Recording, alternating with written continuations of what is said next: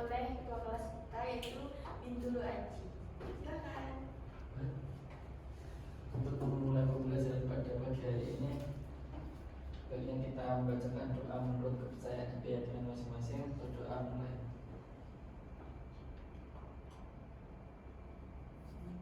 Doa cukup.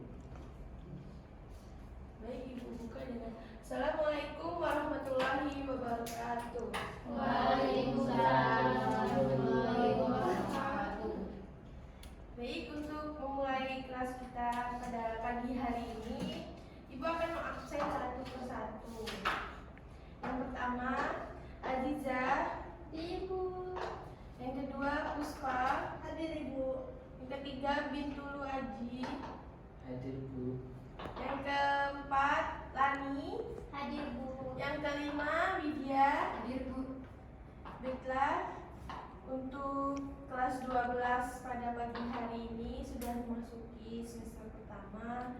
Semoga sampai lulus nanti dengan nilai yang terbaik. Amin.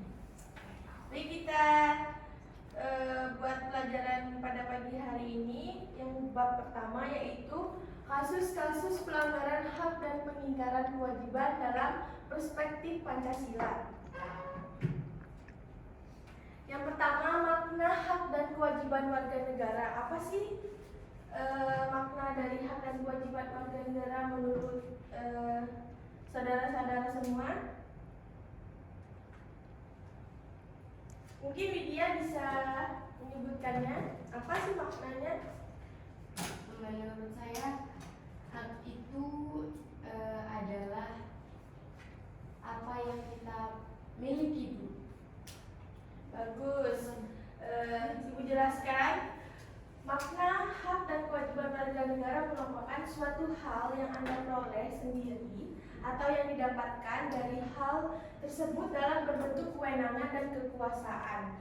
Untuk melakukan sesuatu, setiap hak yang diperoleh merupakan akibat dari dilaksananya sebuah kewajiban. Kita juga memiliki hak dan kalian juga memiliki hak, yaitu kita juga memiliki kewajiban terhadap negara kita atau bangsa kita, yaitu kewajiban kita adalah sekolah pada pagi hari ini, dan hak kita yaitu hak kita mendapatkan ilmu pada pembelajaran kita pada pagi hari ini. Yang di kelas pada hari ini itu adalah hak kalian sebagai siswa, dan kewajiban kalian adalah mengikuti kelas pada pagi hari ini. Yang kedua, hak asasi manusia. Hak asasi manusia itu adalah melekat pada diri setiap pribadi manusia, karena itu hak asasi manusia itu berbeda dari pengertian hak warga negara. Hak warga negara merupakan hak seperangkat yang melekat dalam diri manusia dalam kedudukannya sebagai anggota dari sebuah negara. Dan sedangkan hak asasi sifat universal, tidak terpengaruh status warga negaraan seseorang, akan tetapi hak warga negara dibatasi oleh status kewarganegaraannya. Dengan kata lain, tidak semua hak warga negara adalah hak asasi manusia. Bagaimana konsep kewajiban warga negara tersebut? Kewajiban warga negara tersebut sangat sederhana, dapat diartikan dalam segala hal, sesuatu yang dilaksanakan dengan penuh tanggung jawab. Dengan demikian, kewajiban warga negara dapat diartikan tindakan atau perbuatan yang harus dilakukan oleh setiap warga negara yang diatur dalam ketentuan perundang-undangan yang berlaku. Yang kedua yaitu substansi hak dan kewajiban warga negara dalam Pancasila. Pancasila ini apa sih menurut kalian semua? Salah satu?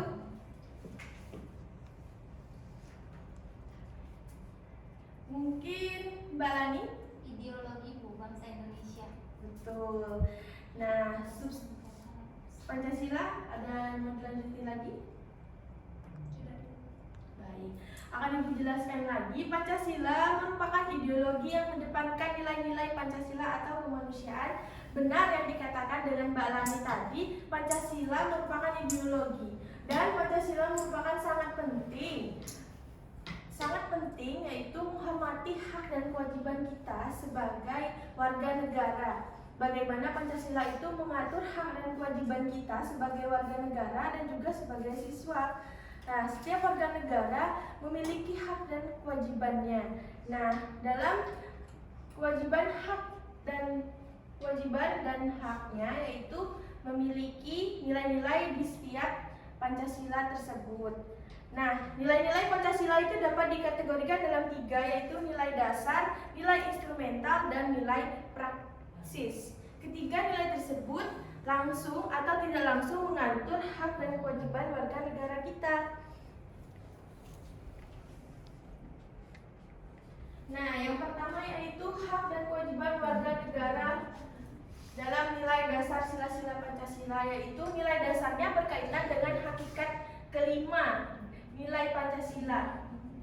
Yang pertama yaitu nilai ketuhanan, nilai kemanusiaan, nilai persatuan, dan nilai kerakyatan. Dan yang terakhir, nilai keadilan. Dari nilai-nilai tersebut bersifat universal, sehingga di dalamnya terkandung cita-cita, tujuan, serta nilai yang baik dan benar. Selain dari kata itu, nilai bersifat tetap melekat pada kelangsungan hidup negaranya.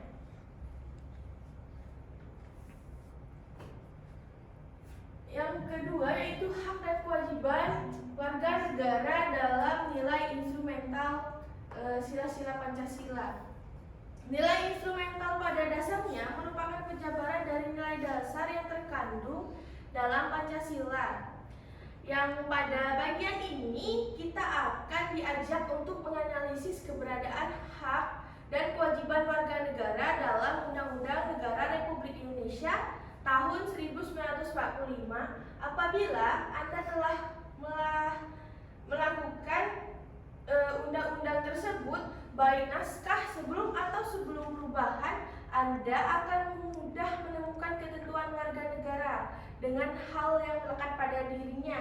Ketentuan tersebut dapat Anda identifikasi mulai dari Pancasila 26 sampai pasal 34 dalam ketentuan tersebut yang diatur mengenai jenis hak dan kewajiban warga negara Indonesia, yang diurai beberapa jenis hak dan kewajiban yang dapat diatur dalam Undang-Undang Negara Republik Indonesia tahun 1945. Yang ketiga yaitu hak dan kewajiban kita sebagai warga negara dalam praksis sila Pancasila. Sebagai ideologi yang terbuka, hak dan kewajiban warga negara dalam praksis Pancasila dapat terwujud dari nilai-nilai dasar instrumental. Dari Pancasila itu sendiri dapat dilaksanakan dalam kehidupan sehari-hari oleh warga negara.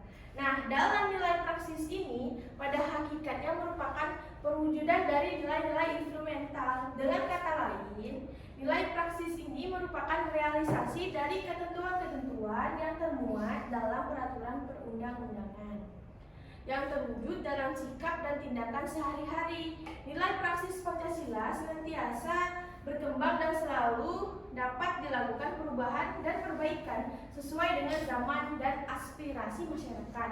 Hal tersebut dikarenakan adanya Pancasila. Yang C, kasus pelanggaran hak dan pengingkaran kewajiban warga negara. Penyebabnya dari pelanggaran hak dan peningkatan kewajiban warga negara itu ada yang tahu nggak sih? Yang pertama, apa yang menyebabkan pelanggaran hak dan pengingkaran kewajiban kita yang kita ambil dari diri kita sendiri sebagai siswa? Pelanggaran yang pertama itu apa sih?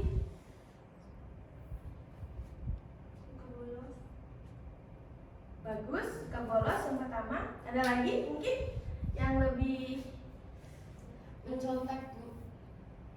betul sekali, mencontek. Apalagi yang menyebabkan pelanggaran hak dan pengingkaran dari sebuah kewajiban warga negara kita sebagai siswa? Tidak ikut upacara mungkin. Betul juga. Tidak menghormati guru. Betul. Semua yang dikatakan teman-teman semua itu betul dalam pelanggaran hak dan pengingkaran kewajiban kita sebagai warga negara. Yang pertama yaitu penyebab terjadinya pelanggaran hak dan pengingkaran kewajiban warga negara adalah terjadi ketika warga negara tidak dapat menikmati atau memperoleh haknya yang sebagai ditetapkan oleh undang-undang.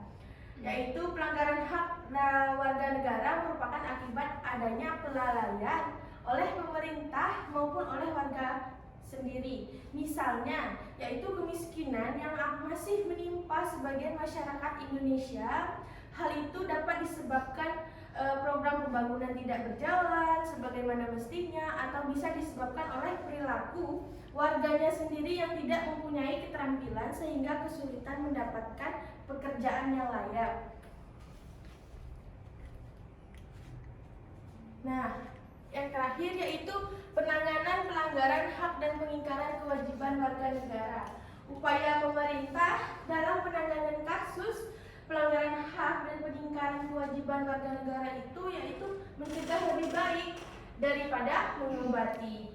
Pernyataan itu tentunya sudah sering Anda dengar. Dari pernyataan tersebut dengan relevan dalam proses pengingkaran hak dan kewajiban warga negara kita tidak akan terbaik timbulnya sebuah faktor sehingga menyebabkan pelanggaran hak dan pengingkaran kewajiban warga negara. Apabila faktor tersebut tidak muncul, maka timbullah pelanggaran hak dan pengingkaran kewajiban warga negara dapat diminimalisasi atau bahkan dihilangkan.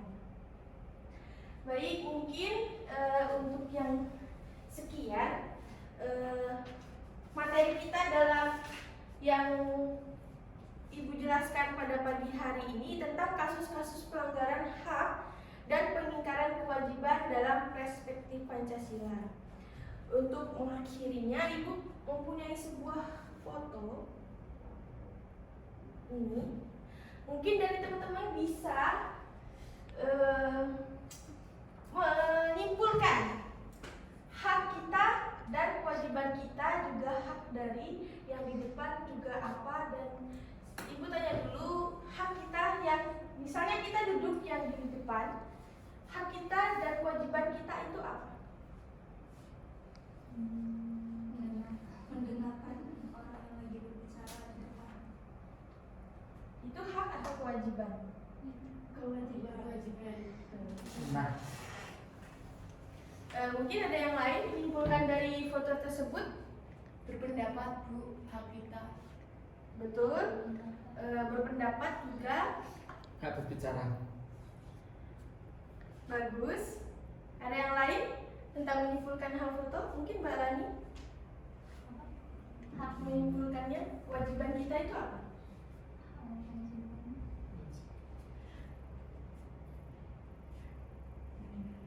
Mendengarkan. Ya, kewajiban kita. Mungkin Mbak Media? Izin menyimpulkan ya Bu, ini kan musyawarah besar. Jadi kewajiban kita yang pertama ketika kita duduk di barisan yang depan, itu kita mendengarkan orang yang sedang berbicara. Dan kewajiban kita juga menghormati pendapat orang lain ketika nanti di musyawarah itu mereka berpendapat. Terus yang kedua, hak kita adalah kita menyuarakan pendapat. Jadi selain kita mendengarkan pendapat, kita juga bisa mendapatkan hak untuk bersuara.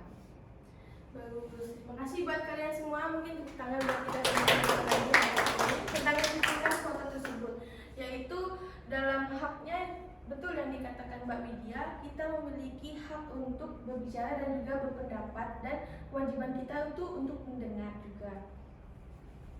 Untuk terakhir, mungkin Ibu ingin memberikan kalian sebuah tugas, yaitu sebutkan kewajibannya dalam sila pertama dan sila kedua. Mungkin dari teman-teman semua untuk mencari hal tersebut, silakan Ibu kasih waktu dalam waktu 2 menit untuk mencari yang beberapa kewajibannya dalam sila pertama dan kedua. Satu contoh saja. Ibu kasih waktu dari 2 menit dari sekarang, silakan.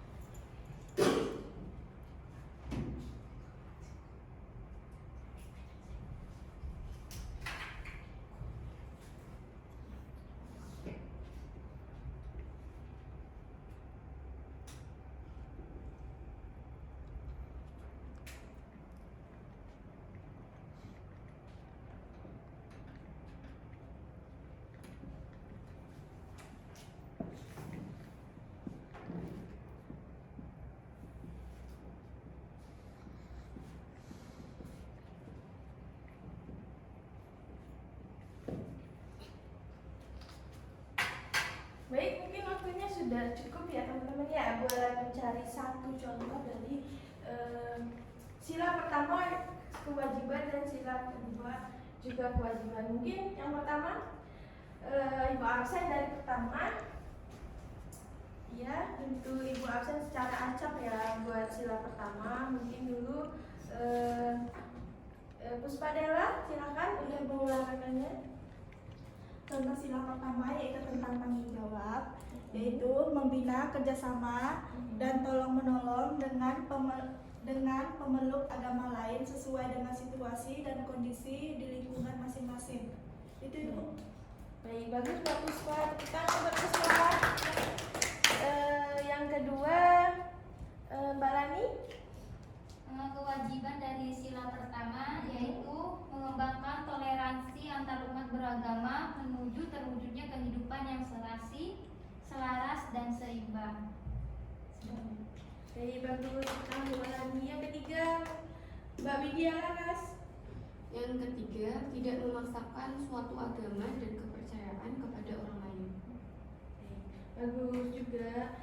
Baiklah, untuk selanjutnya yaitu sila pertama sudah cukup. Mungkin untuk selanjutnya sila kedua yaitu kewajibannya juga. Baik, buat Mbak Aliza terlalu bersemangat ya. Langsung saja Mbak Aliza untuk sila yang kedua. Adapun kewajiban warga negara yang tersirat dalam sila kedua diantaranya adalah memperlakukan orang lain sesuai harkat dan martabatnya sebagai makhluk ciptaan Tuhan yang Maha Esa. Salam Mbak Aliza. Yang kedua mungkin dulu silakan menjelaskan contohnya. Saya ya Bu. Iya Bu. Iya. Iya Win. Yang sila kedua yaitu mengakui persamaan derajat, hak dan kewajiban setiap manusia tanpa membeda-bedakan suku, keturunan, agama, jenis kelamin dan sebagainya. Bagus. Tepuk tangan buat kita semua banyak sekali. Mungkin itu saja buat pertemuan kita pada hari ini yang membahas tentang kasus-kasus pelanggaran HAM dan pengingkaran kewajiban dalam perspektif Pancasila. Mungkin akhir kata Ibu ucapkan dengan mengucapkan hamdalah. Alhamdulillah.